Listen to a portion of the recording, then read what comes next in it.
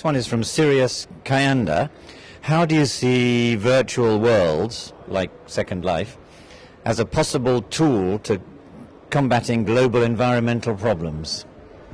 Well, they're a wonderful way, I think, of managing to come together as a network without having to fly about the world.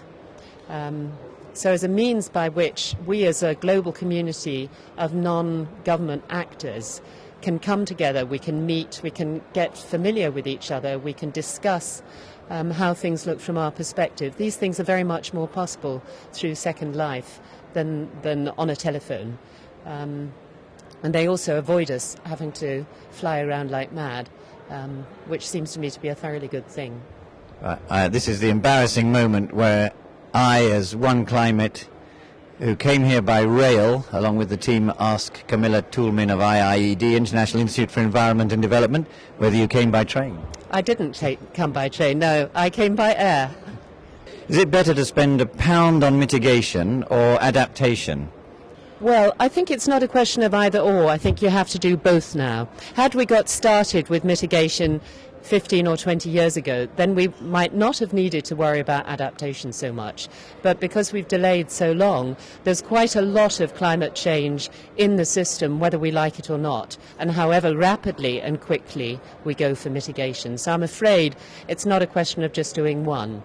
I think part of the worry I have is that it looks as though the figures that people are bandying about on adaptation, around about $100 billion a year needed for adaptation, particularly in poor countries, which is only a tenth of the money which is being put forward as necessary to mitigate. And so there's a bit of a concern, I think, amongst a number of us that the sorts of figures that are being put forward would suggest that actually it would be cheaper just to not bother about mitigation and just go for adaptation. And that is obviously a deeply dangerous route to follow, because actually, as Martin Parry said so well before, we have to accept that there'll be lots of things that we can't adapt to. Nani Kayo from Cherokee Nation. What parts of the world are going to experience improved climate conditions with global warming? That's a very interesting question. And I guess you have to break that down into who might benefit over the next kind of 15 or 20 years and what might happen subsequently. I think certainly in terms of who might benefit over the next 20 or 30 years, you're then looking at countries in the Northern Hemisphere in particular. So large parts of Canada, Northern Europe, into Russia and Siberia are likely to experience a warmer climate, a climate that will make it easier for them to grow food. In the longer term, it may well be that they start to run into problems as a result of a continued growth in temperatures. But certainly in the sort of medium term, there are countries that are likely to benefit. Of course, the further north you go, you're then going to run into increasing problems because of things like Arctic ice melt, making it very, very difficult for the circumpolar populations in northern Canada and in northern Europe to be able to continue to live the kind of life that they have been able to depend on for generations. Willie Stilling, sorry, I'm having trouble reading some of these. The Maldives is buying an alternative homeland.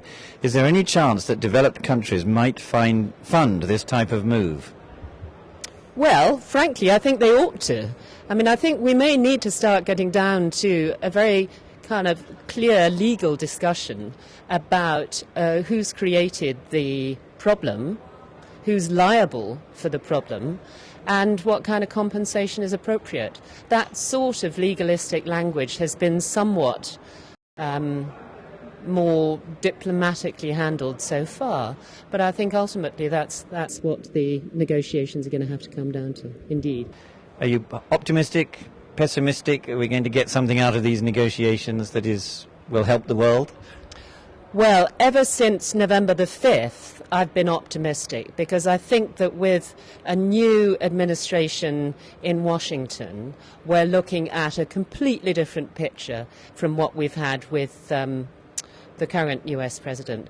That could be a complete game changer in terms of their readiness to discuss with the rest of the world how collectively we achieve a climate which we can all live with. So, yeah, I'm feeling pretty optimistic. Positive note. Great, thank you so much for coming in. Obama mania. Thank you very, very much.